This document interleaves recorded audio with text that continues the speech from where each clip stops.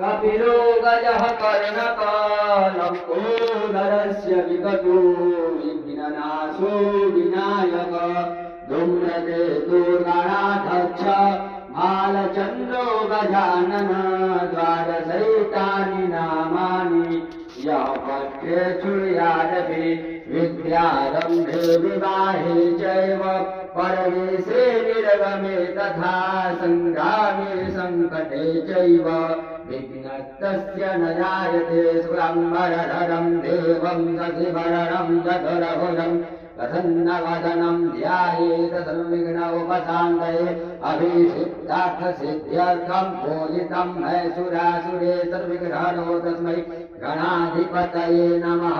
सर्वमङ्गलमङ्गल्ये श्रीधर्मार्थसाधिके शरण्ये त्र्यम्बिके गौरी नारायणी नमस्ते सर्वदा सर्वकारेषु।